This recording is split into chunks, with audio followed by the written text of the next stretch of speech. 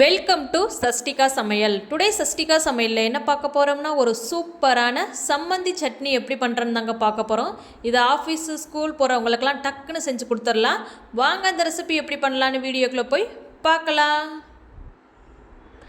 இப்போது சம்மந்தி சட்னி பண்ணுறதுக்கு ஒரு மிக்ஸி சாரில் தேங்காய் துருவல் சேர்த்துக்கலாம். இப்போ இது கூடவே 2 வரமிளகாய் சேர்த்துக்கலாம். கொஞ்சமாக புளி, இது கூட ஒரு கொத்து கருவேப்பிலை, கொஞ்சமாக உப்பு சேர்த்து தண்ணி சேர்த்து இதை நல்லா ஃபைன் பேஸ்ட்டாக அரைச்சி எடுத்துக்கலாம். பாருங்கள் ஃப்ரெண்ட்ஸ், இந்த பக்குவத்துக்கு அரைச்சி எடுத்துக்கோங்க. இப்போது ஒரு கடாயில் கொஞ்சமாக ஆயில் சேர்த்துக்கலாம். இப்போ ஆயில் சூடானதும் கொஞ்சமாக கடுகு சேர்த்துக்கலாம். இப்போ கடுகு பொரிஞ்சதும் இது கூட ஒரு வரமிளகாய் சேர்த்துக்கலாம். இப்போ இது கூடவே பொடியாக நறுக்கி எடுத்து வச்சுருக்க சின்ன வெங்காயத்தை சேர்த்து நல்லா வதக்கி விட்டுக்கலாம். இது கூடவே ஒரு கொத்து கருவேப்பிலை சேர்த்துக்கலாம். இப்போ வெங்காயம் நல்லா வதங்கி வரணும்.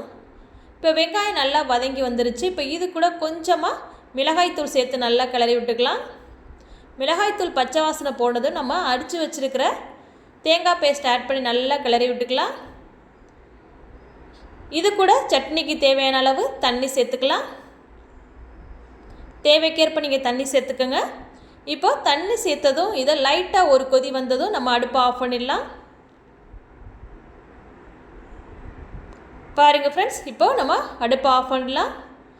இப்போது சுட சுட தோசை கூட வச்சு சாப்பிடும்போது இந்த சம்மந்தி சட்னி வந்து அவ்வளோ ஒரு டேஸ்ட்டாகவும் இருக்குங்க ஃப்ரெண்ட்ஸ். இதை நீங்கள் இட்லி கூட சைடிஷாக பயன்படுத்திக்கலாம்.